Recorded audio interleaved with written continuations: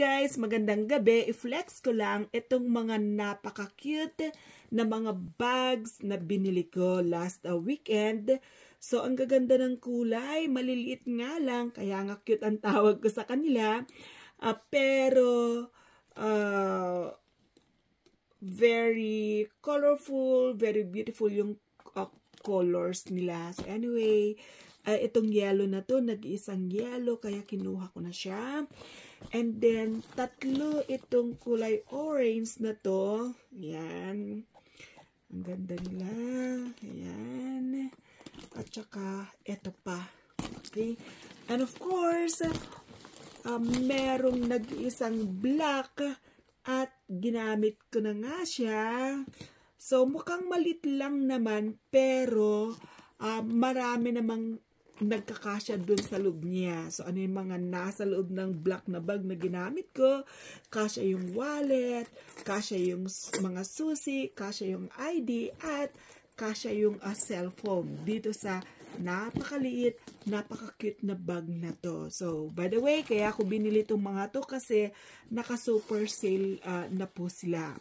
And ito, kahit hindi ko magagamit dahil maiksi yung buhok ko, pero hindi ko pinalampas kasi sa dating magsa $7 ay naging $1 na lang siya. So, kinuha ko na rin siya panregalo ngayong Pasko. And ito yung mga matagal ko inantay na mag-sale, itong mga Reebok na bag, different colors. Ito yung isa sa mga paborito kong kulay. And then, yung purple, syempre, Reebok pa din. And another color, blue, pero different shade of blue at ibang design naman siya. Kaya kinuha ko rin siya. And of course, itong napaka-light, beautiful green na kulay. Pero ang pinaka-paborito ko sa lahat ng Reebok bags na binili ko ay syempre itong kulay pink. Kasi nga, paborito kong kulay yung pink. Actually, hindi nga ata siya pink. May pagka-pinkish lang siya.